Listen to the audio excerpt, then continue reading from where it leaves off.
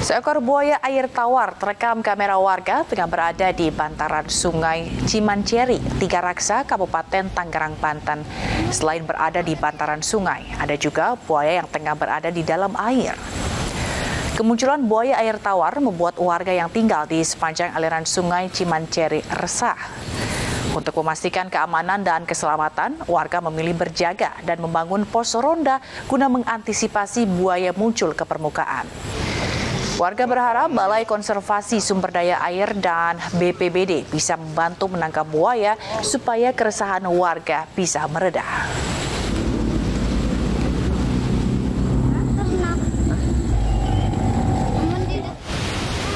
Pemerintah segera membangun fasilitas pengolahan sampah di TPA Cipayung, Depok, Jawa Barat. Pembangunan tersebut untuk mengatasi gunungan sampah yang telah melebihi kapasitas.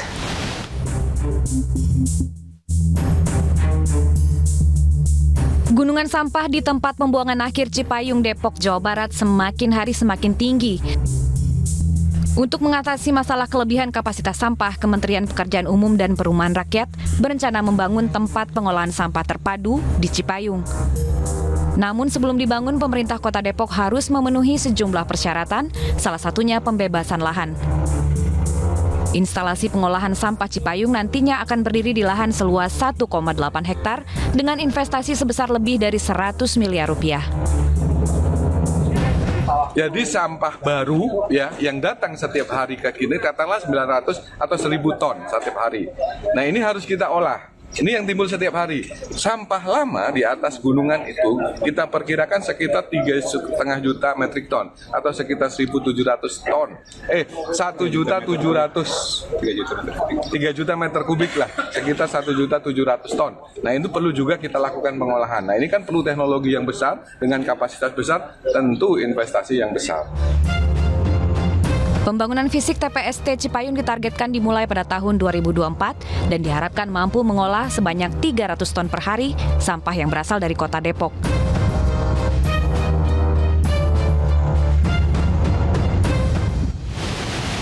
Komisi Pemberantasan Korupsi batal memeriksa Menteri Perhubungan Budi Karya Sumadi sebagai saksi kasus dugaan suap pembangunan jalur kereta api.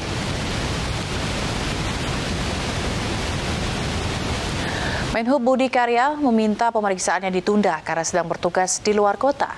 KPK pun menjadwalkan ulang pemeriksaan Budi Karya terkait kasus dugaan suap pembangunan jalur kereta api di Sulawesi Selatan dan Pulau Jawa tahun anggaran 2018-2022. Budi Karya akan diperiksa sebagai saksi untuk tersangka Kepala Balai Teknik Perkeretaapian Jawa Tengah, Putu Sumarjaya.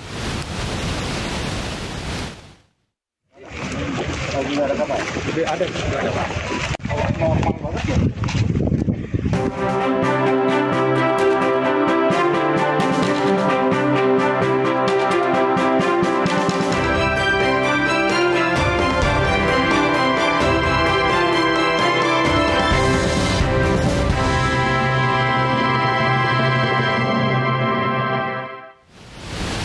Pernah menghabiskan masa kecilnya bersekolah di Tawangmangu, Kabupaten Karanganyar, Ganjar Pranowo dikenal sebagai sosok yang tegas dan berjiwa sosial tinggi. Tak hanya itu, di mata guru sekolah dasarnya, Ganjar merupakan siswa yang tidak neko-neko dan berprestasi.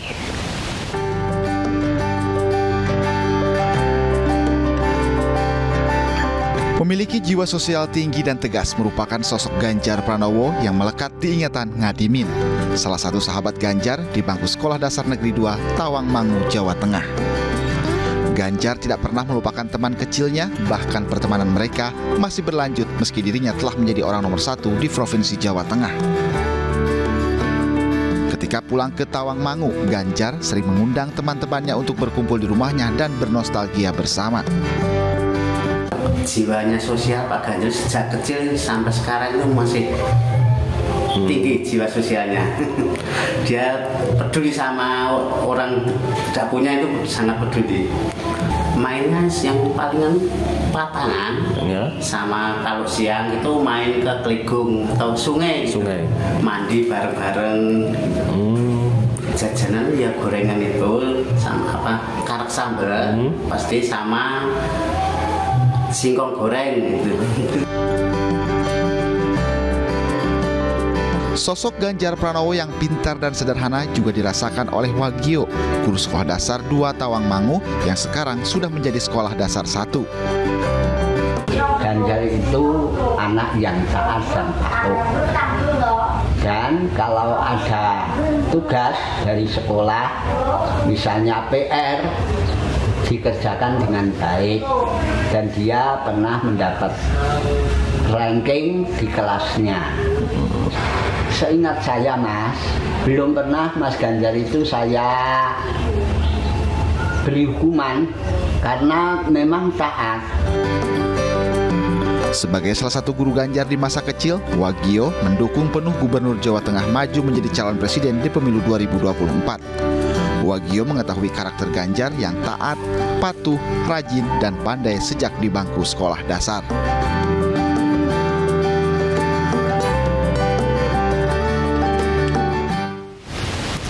Pemirsa, Partai Perindo kembali memberikan bantuan usaha dan gerobak secara gratis bagi pelaku usaha mikro kecil dan menengah. Pembagian gerobak gratis ini diharapkan mampu mendorong peningkatan ekonomi dan kesejahteraan masyarakat.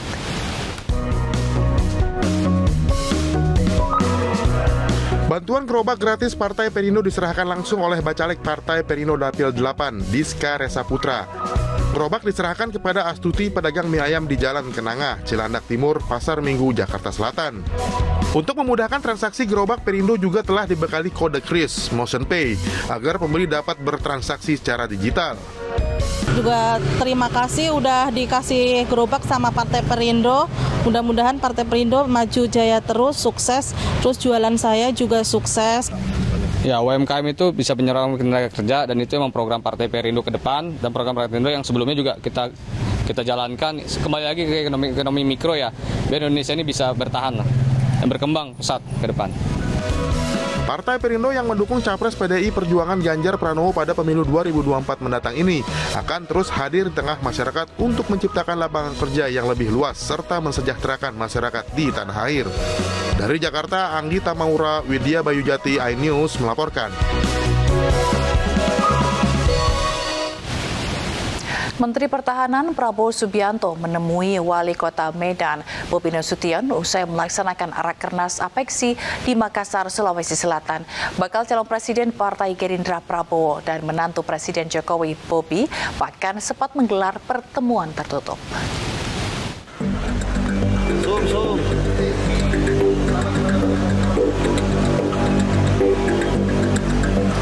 Menteri Pertahanan Prabowo Subianto menemui Wali Kota Medan Bobi Nasution di salah satu hotel di Makassar, Sulawesi Selatan usai mengikuti Rakernas Apeksi. Dalam pertemuan yang dihadiri Gubernur Sulawesi Selatan Andi Sudirman Sulaiman, Prabowo yang juga bakal calon Presiden Partai Gerindra memberi pujian kepada menantu Presiden Jokowi, Bobi Nasution, sebagai pemimpin masa depan. Prabowo dan Bobi bahkan sempat menggelar pertemuan tertutup. Meski Prabowo menyebut pertemuan empat mata itu tidak membahas Pilpres, namun Partai Gerindra merupakan salah satu partai pendukung saat Bobi maju dalam kontestasi Pilkada Kota Medan 2020. Prabowo bahkan turut membela Bobi yang mendukung agar begal di Medan ditembak mati. Prabowo menilai Bobi memiliki niat baik membela korban begal. Niatnya baik, niatnya untuk membela rakyat yang jadi korban, ya. Tapi itu masalahnya tuh kan kita berharap aparat penegak hukum yang nanti akan lebih tegas lagi.